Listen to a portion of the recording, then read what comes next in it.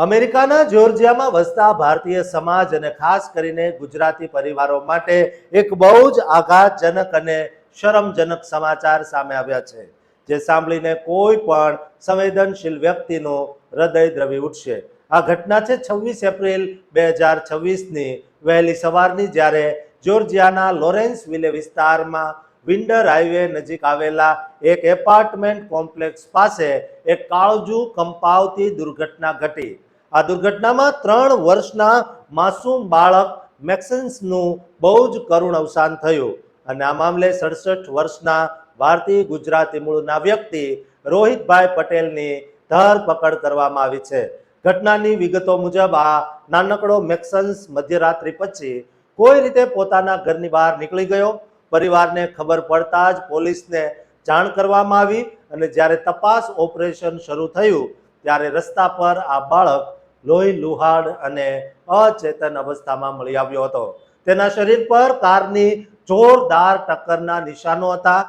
ગ્વિનેક county fire ડિપાર્ટમેન્ટના સ્ટાફે તેને બચાવવા માટે અનેક લાઈફ સેવિંગ્સ પ્રયાસો કર્યા, પણ કુદરતને કંઈક અલગ જ મંજૂર હતું અને તે માસૂમ બાળકને સ્થળ પર જ મૃત જાહેર કરવામાં આવ્યો.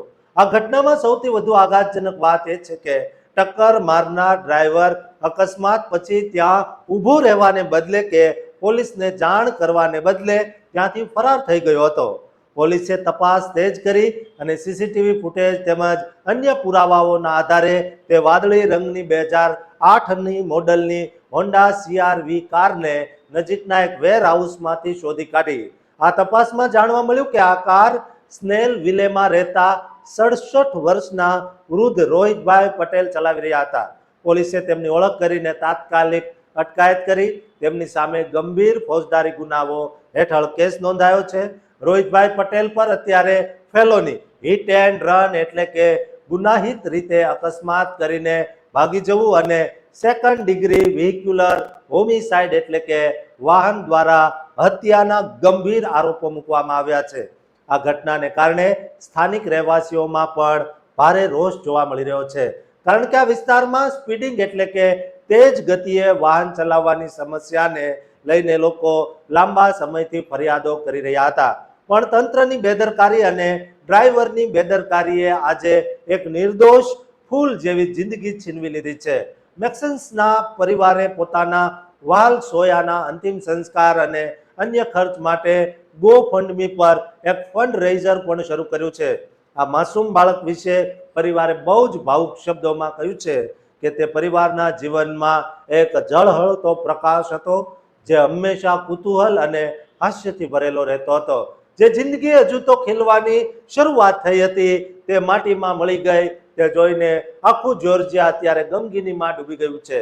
રોહિતભાઈ પટેલની ઉંમર અને તેમનું ભારતીય ગુજરાતી મૂળ હોવાને કારણે અહીંના સમાજમાં પણ ચર્ચાઓ તેજ બની છે કે શું ઉંમરના આ પડાવે આવી બેદરકારી અને માનવતાહીન કૃત્ય શોભે ખરું?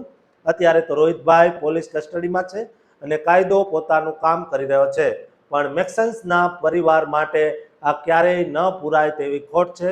આ સમાચાર દરેક ડ્રાઈવર માટે એક મોટી ચેતવણી છે કે રસ્તા પર તમારી એક નાનકડી ભૂલ કોઈના ઘરનો ચિરાગ ઓલવી શકે છે અને ત્યારબાદ ભાગી જવું એ તો સૌથી મોટું પાપ છે.